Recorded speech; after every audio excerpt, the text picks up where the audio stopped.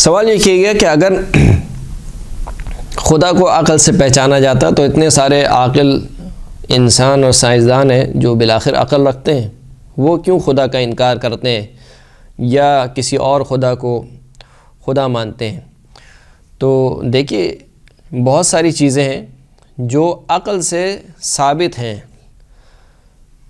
لیکن شرط یہ ہے کہ کچھ شبہات یا جسے کہنا چاہیے موانع، جو اکثر اوقات ایسا ہوتا ہے کہ ایک مطلب بہت واضح ہوتا ہے لیکن پھر بھی انسان اس کا انکار کر رہا ہوتا ہے۔ کیوں انکار کر رہا ہوتا ہے؟ اس کا یہ مطلب نہیں کہ مطلب واضح نہیں ہے، اس کا مطلب یہ کہ اس کے ذہن میں کوئی شبہ چل رہا ہے، اس شبہ کی وجہ سے وہ انکار کر رہا ہے۔ بالکل اسی طریقے سے مثال کے طور پر اگر آپ یہاں پر بیٹھے ہوں اور آپ کے برابر میں ایک شخص ہو جو نابینا ہو اور آپ کو اللہ نے آنکھیں دی ہیں، آپ سورج کو دیکھ رہے ہیں، آپ کہہ رہے ہیں کہ سورج نکلا ہوا ہے، بالکل بدیہی ہے سب کے سامنے، یعنی دلیل کا محتاج نہیں ہے، سورج نکلا ہوا ہے، روشنی ہو رہی ہے، سب دیکھ رہے ہیں۔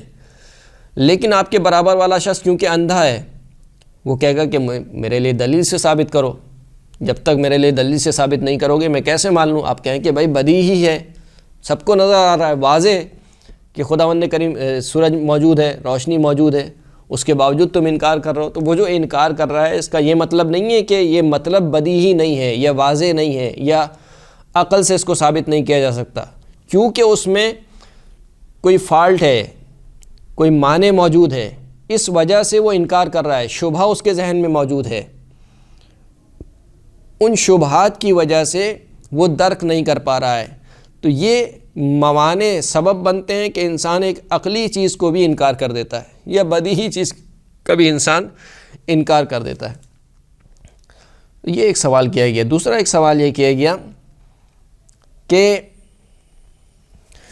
اتنے مذاہب ہیں دنیا میں، یہ تمام کے تمام مذاہب کہتے ہیں کہ ہمارے مذہب کا جو خدا ہے وہی سچا خدا ہے اور وہی صحیح خدا ہے۔ ہندو کہتا ہے کہ میرا خدا صحیح ہے، مسلمان کہتا ہے میرا خدا صحیح ہے، یہودی کہتا ہے میرا خدا صحیح ہے، عیسائی کہتا ہے میرا خدا صحیح ہے، زرتش یا آتش پرست کہتے ہیں کہ ہمارا خدا صحیح ہے مثال کے طور پر۔ تو جتنے بھی ادیان ہیں گے وہ سب کے سب اس بات کا دعویٰ کرتے ہیں کہ ہم جس کو خدا مانتے ہیں وہی اصل خدا ہے۔ اب کیسے پتہ چلے کہ اصل خدا کیا ہے، کون سا خدا صحیح ہے؟ آیا جو ہندو جس خدا کو مانتا ہے وہ خدا صحیح ہے، عیسائی جس خدا کو مانتا ہے وہ خدا صحیح ہے، یہودی جس خدا کو مانتا ہے وہ خدا صحیح ہے، یا دوسرے اور مذاہب جس خدا کو مانتے ہیں؟ تو فیصلہ کیسے ہو کہ کس کا خدا صحیح ہے؟ قرآن مجید میں خدا کو جو پہچانوایا گیا ہے وہ دلیلوں سے زیادہ خدا کو خدائی کمال کے ذریعے سے پہچانوایا گیا ہے۔ یعنی کیا مطلب؟ یعنی پہلے آپ اپنے ذہن میں یہ واضح کیجئے کہ خدا کیسا ہونا چاہیے۔ آپ اپنے آپ سے سوال کیجئے کہ اگر کوئی خدا ہو تو کیسا ہونا چاہیے مثال کے طور پر۔ تو ایک جملے میں جو آپ کی عقل جواب دے گی وہ یہ دے گی کہ خدا ایسا ہونا چاہیے کہ اس میں ہر کمال موجود ہو، کوئی عیب اور نقص نہ ہو۔ بس جس خدا میں بھی کوئی عیب اور نقص پائے گیا اس کا مطلب ہے وہ خدا نہیں ہے۔ ہر اعتبار سے اس کے اندر کمال موجود ہو، اس کا علم با کمال ہو، اس کی قدرت با کمال ہو، اس کی بے نیازی با کمال ہو، اور اس کی جتنی بھی صفات ہیں وہ اپنی کمال پر پہنچی ہوئی ہوں۔ تو اس کا مطلب یہ ہے کہ خدا وہ ہوتا ہے جو کمال مطلق ہوتا ہے۔ پس جس خدا میں بھی کسی بھی اعتبار سے کوئی نقص پایا گیا، کوئی عیب پایا گیا، اس کا مطلب یہ ہے کہ وہ خدا نہیں ہے۔ اسی بات کو قرآن مجید میں سمجھایا گیا۔ جناب موسیٰ اور جناب ہارون جب فرعون کے سامنے پہنچے، فرعون نے سوال کیا کہ فمن ربکما یا موسیٰ، اے موسیٰ تم دونوں کا پروردگار کون ہے؟ جناب موسیٰ اور جناب ہارون کے کہا کہ تم دونوں کا پروردگار کون ہے؟ تو جواب میں حضرت موسیٰ نے کوئی منطقی دلیل یا مثال کے طور پر ارسطو کا فلسفہ پیش نہیں کیا، خدا کو خدائی کمال سے پہچانوایا۔ کیا کہا؟ قال ربنا الذی اعطى كل شیء خلقہ، ہمارا پروردگار وہ ہے جس نے ہر شے کو خلقت عطا کی ہے، ثم ہدی، اور خلقت عطا کرنے کے بعد چھوڑ نہیں دیا بلکہ اس کی ہدایت بھی کی ہے۔ یعنی کیا مطلب ہدایت کی ہے؟ یعنی اگر شہد کی مکھی کو خلق کیا ہے تو اس کو شہد بنانا بھی سکھایا ہے، اس کو چھتا بنانا بھی سکھایا ہے، اس کو رہنے کا ڈھنگ بھی سکھایا ہے۔ اسی طریقے سے ہر موجود کو، انسان کو خلق کیا ہے تو انسان کو سکھایا ہے کہ تمہیں اپنی بھوک کیسے مٹانی ہے، تمہیں اپنی پیاس کیسے مٹانی ہے، تمہیں تولید نسل کیسے کرنا ہے۔ اسی طریقے سے ہر خلقت، پرندوں کو اگر خداوند کریم نے خلق کیا ہے تو ایسا نہیں کہ خلق کر کے چھوڑ دیا، اب ان کو اوپر کی طرف جانا ہے یا نیچے کی طرف جانا ہے، دائیں طرف جانا ہے یا بائیں طرف بڑھنا ہے، غذا کیسے لینی ہے، پھلوں کو غذا کیسے ملے گی، پانی کیسے ملے گا، یہ کس نے سکھایا ہے۔ تو حضرت موسیٰ نے جو فرعون کے سامنے استدلال پیش کیا وہ خدائی کمال کے ذریعے سے پیش کیا۔ دیکھو خدا وہ ہے کہ جس میں یہ کمال پایا جاتا ہے کہ جو ہر شے کو خلقت عطا کرتا ہے اور خلقت عطا کرنے کے بعد اس کی ہدایت کرتا ہے۔ اگر تو اپنے آپ کو رب کہتا ہے تو کیا تو نے کوئی چیز کسی چیز کو خلق کیا ہے؟ یعنی اگر تیری کوئی مخلوق ہے تو بتا دے کہ میں نے فلاں چیز کو خلق کیا ہے۔ مثال کے طور پر کہے کہ مچھر کو خلق کیا ہے، جبکہ قرآن کہہ رہا ہے کہ اگر یہ سب کے سب جمع ہو جائیں تو مچھر تو دور کی بات ہے، مچھر کے پر کو بھی خلق نہیں کر سکتے۔ تو یہاں پر حضرت موسیٰ نے دلیل کے طور پر کیا پیش کیا؟ خدا کا کمال۔ دیکھو خدا وہ ہوتا ہے جو ہر چیز کو خلق کرنے والا ہوتا ہے۔ اسی طریقے سے حضرت ابراہیم کے قصے میں آپ کو ملتا ہے، نمرود کے سامنے حضرت ابراہیم نے کیا کہا؟ جناب ابراہیم کے بارے میں ملتا ہے کہ نمرود کے سامنے جناب ابراہیم نے کہا کہ خداوند کریم جناب ابراہیم کا قصہ نقل کرتا ہے کہ الم تر الی الذی حاج ابراہیم فی ربہ ان آتاہ اللہ الملک، کیا تم نے نہیں دیکھا اس شخص کو جو ابراہیم سے اس کے پروردگار کے بارے میں لڑ جھگڑ رہا تھا؟ اچھا، لڑ جھگڑ کیوں رہا تھا؟ ان آتاہ اللہ الملک، کیونکہ اللہ نے اس کو ملک عطا کیا تھا، بادشاہت عطا کی تھی۔ جب بادشاہت، انسان کرسی پہ بیٹھتا ہے تو اپنے آپ کو رب سمجھنے لگتا ہے، خدا سمجھنے لگتا ہے۔ تو کیونکہ کرسی کا نشہ تھا، بادشاہت کا نشہ تھا، لہٰذا اپنے آپ کو پروردگار کہا اور جناب ابراہیم سے لڑنے لگا کہ میں پروردگار ہوں۔ تو اذ قال ابراہیم ربی الذی یحیی و یمیت، حضرت ابراہیم نے کہا کہ میرا پروردگار وہ ہے جو زندہ کرتا ہے اور مارتا ہے۔ اب دیکھیں یہاں پر کوئی دلیل پیش نہیں کی، کوئی برہان وجوب و امکان اور مثال کے طور پر تسلسل محال ہے اور دور محال ہے یا علت اور معلول کا سلسلہ محال ہے، یہ اس قسم کی باتیں نہیں کی حضرت ابراہیم نے، اگرچہ کہ کر سکتے تھے، لیکن جو چیز پیش کی حضرت ابراہیم نے وہ کیا تھا؟ خدا کا کمال۔ خدا کون ہے؟ جو زندہ کرتا ہے، مارتا ہے۔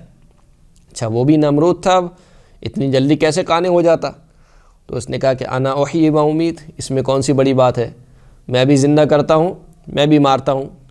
دو شخص کو بلایا زندان میں سے جن کو سزائے موت ہو چکی تھی، کیا ہو چکا تھا، بہرحال ایک کو آزاد کر دیا اور ایک کی گردن اڑا دی، کہا دیکھو میں نے ایک کو زندہ کر دیا اور ایک کو مار دیا۔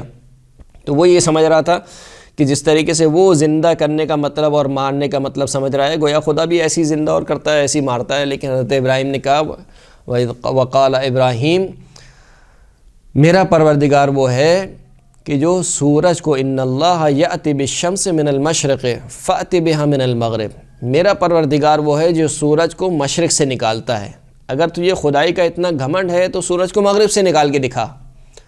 فبہت الذی کفر، بس وہ شخص جس نے کفر اختیار کیا تھا وہ مبہوت ہو کے رہ گیا۔ کیوں مبہوت ہو کے رہ گیا؟ کیونکہ کمال ہی نہیں ہے اس میں۔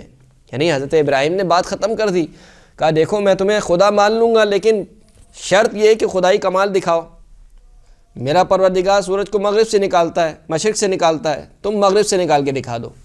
اور حضرت ابراہیم جن کو بت شکن کہا جاتا ہے، یعنی توحید کے پرچم کو سر بلند کرنے میں حضرت ابراہیم نے جتنی مشقت اٹھائی ہے شاید کسی نبی نے نہ اٹھائی ہو، لیکن حضرت ابراہیم نے جو استدلالات قائم کیے ہیں توحید پروردگار کے اوپر وہ اسی قسم کے ہیں۔ اپنے چچا آزر سے کہا کہ یا ابتی، اے میرے چچا، آپ کیوں ایسوں کی عبادت کرتے ہیں جو نہ آپ کو کوئی نفع پہنچا سکتا ہے نہ کوئی نقصان پہنچا سکتا ہے؟ اب یہ کیا ہے؟ یہ خدائی کمال ہے، یعنی خدا وہ ہوتا ہے جو آپ کو نفع و نقصان پہنچا سکے۔ یہ بت پتھر کا بنا ہوا یا لکڑی کا بنا ہوا یا حلوے کا بنا ہوا، یہ تو خود آپ کا محتاج ہے اپنے بننے میں، یہ بھلا کیسے نہ آپ کو فائدہ و نقصان پہنچا سکتا ہے؟ اور پھر وہ مشہور واقعہ جناب ابراہیم کا کہ جب عید والے دن سب کے سب گئے ہوئے تھے اور سارے بتوں کو جناب ابراہیم نے توڑ دیا، اور ایک جو بڑا بت تھا اس کو باقی رکھا اور اس کے گردن میں کلہاڑے کو ڈال دیا۔ جب وہ لوگ آئے تو دیکھا کہ ہمارے سارے کے سارے بت ٹوٹے ہوئے ہیں، اور کہنے لگے، قرآن مجید میں حضرت ابراہیم کا ایک قصہ نقل ہوا، کہنے لگے کہ ایک لڑکا ہے جو ہمارے بتوں کو برا بھلا کہتا ہے، اسی نے یہ کام کیا ہوگا۔ جب حضرت ابراہیم کو پکڑ کر لے کر آئے اور کہا کہ بھائی تم نے کیوں ہمارے بتوں کو توڑا، کس نے ہمارے بتوں کو توڑا؟ تو کہا کہ مجھ سے پوچھتے ہو، یہ جو بڑا بت ہے گا جو صحیح و سالم ہے، اس سے کیوں نہیں پوچھتے کہ کس نے توڑا ہے؟ تو سب اپنی بغلیں جھانکنے لگے۔ کیوں بغلیں جھانکنے لگے؟ کیونکہ سب جانتے تھے کہ بھائی یہ دیکھنے کے قابل نہیں ہے، یہ تو بولنے کے بھی قابل نہیں ہے۔ تو حضرت ابراہیم جو استدلال کر رہے ہیں کہ دیکھو بھائی خدا کو پہچانو خدائی کمال کے ذریعے سے، اگر خدائی کمال پایا جاتا ہے تو اس کا مطلب ہے خدا ہے۔ پھر وہ حضرت ابراہیم کا قصہ جو خود قرآن مجید میں نقل ہوا کہ فلما جن علیہ اللیل رأى کوکبا قال ھذا ربی فلما افل قال انی لا احب الآفلین۔ جب رات چھا گئی اور حضرت ابراہیم نے ستارے کو دیکھا، ستارے کو دیکھ کے کہا کہ ھذا ربی، یہ میرا پروردگار ہے۔ لیکن جب وہ ستارہ ڈوب گیا تو حضرت ابراہیم نے کیا کہا؟ انی لا احب الآفلین، ڈوب جانے والے سے میں محبت نہیں رکھتا۔ یعنی ابراہیم سمجھا رہے ہیں کہ جو ڈوب جائے وہ خدا ہی نہیں ہوتا، جو ڈوب جائے وہ خدا نہیں ہوتا۔ پھر اس کے بعد جب چاند کو دیکھا، فلما رأى القمر بازغا، جب چمکتا دمکتا چاند کو دیکھا، قال ھذا ربی، کہا کہ یہ میرا رب ہے۔ فلما افلا، جب چاند بھی غائب ہو گیا تو حضرت ابراہیم نے کیا کہا کہ لئن لم یہدینی ربی لاکونن من المشرکین، اگر میرا پروردگار مجھے ہدایت نہ دیتا تو میں یقیناً مشرکین میں سے ہوتا۔ پھر آگے بڑھ کے جناب ابراہیم نے سورج کو دیکھا، کہا کہ ھذا ربی ھذا اکبر، یہ میرا پروردگار ہے، یہ تو ان دونوں سے بڑا ہے، یعنی ستارے سے بھی بڑا ہے، چاند سے بھی بڑا ہے۔ لیکن جب سورج بھی غروب ہو گیا تو حضرت ابراہیم نے کہا کہ اے میری قوم، میں بیزار ہوں اس سے جس کو تم خدا کا شریک قرار دیتے ہو۔ تو ان سارے قصوں میں، یعنی پورے جو قصے قرآن مجید میں حضرت ابراہیم کے نقل ہوئے ہیں اور انبیاء کے بھی جو قصے نقل ہوئے ہیں، ان تمام قصوں میں خداوند کریم نے اپنی توحید کو، یا انبیاء کرام نے خداوند کریم کی توحید کو ثابت کیا ہے خدائی کمال کے ذریعے سے۔ دیکھو خدا میں یہ کمال پایا جاتا ہے، اور خود خداوند کریم نے قرآن مجید میں کتنی آیات میں کہا کہ دیکھو یہ جو بادل بارش برساتا ہے، پانی برساتا ہے، یہ تم برساتے ہو یا ہم برساتے ہیں۔ یہ جو دانہ اگتا ہے یہ تم اگاتے ہو یا ہم اگاتے ہیں۔ کتنی آیت میں سورہ ملک میں خداوند کریم ارشاد فرماتا ہے کہ الذی خلق سبع سماوات طباقا، خداوند کریم وہ ہے کہ جس نے 7 آسمان کو پے در پے خلق کیا۔ فہل تری من فطور، کیا تم ان آسمانوں کی خلقت میں کوئی نقص، کوئی عیب دیکھتے ہو؟ ثم ارجع البصر کرتین، دوبارہ اپنی آنکھوں کو دوڑاؤ، ینقلب الیک البصر خاسئا وہو حسیر، جب تم اپنی آنکھوں کو دوڑاؤ گے کہ وہ ہمارے نظام میں کوئی عیب تلاش کر پائے تو تمہاری آنکھیں دوڑ دوڑ کے کمزور ہو جائیں گی اور نامراد تم تک لوٹیں گی۔ یعنی تم اگر اتنا عیب تلاش کرنا چاہو کسی بھی ایک نظام میں تو کوئی عیب تلاش نہیں کر سکتے۔ تو یہ کیا ہے؟ کون ہے وہ خدا جو خود خداوند کریم کہہ رہا ہے کہ جو پرندوں کو جب وہ اڑتے ہیں تو ان کو تھام کے رکھتا ہے، ان کو گرنے نہیں دیتا۔ کتنی آیات میں خداوند کریم نے اپنے کمال کو سمجھایا ہے۔ تو گفتگو کو میں سمیٹ دوں یہاں پر کہ یہ جو اتنے سارے خدا ہیں، اگر پہچاننا ہو کون سا خدا صحیح ہے تو دیکھنا میں یہی پڑے گا کہ کس میں خدائی کمال پایا جاتا ہے۔ جس میں خدائی کمال پایا جاتا ہے وہی خدا ہے، اور ایسا خدا سوائے اسلام کے اور کسی نے متعارف نہیں کروایا۔ باقی جتنے بھی خدا ہیں، جتنے بھی مذاہب کے خدا ہیں، ان میں کوئی نہ کوئی نقص، کوئی نہ کوئی عیب پایا جاتا ہے۔ مثال کے طور پر اگر کوئی کہے کہ خیر کا خدا الگ ہے، شر کا خدا الگ ہے، اس کا مطلب ہے کہ یہ دونوں خدا محدود ہیں۔ شر والا خیر میں دخالت نہیں کر سکتا، خیر والا شر میں دخالت نہیں کر سکتا۔ جو دخالت نہ کر پائے اس کا مطلب ہے کہ محتاج ہے۔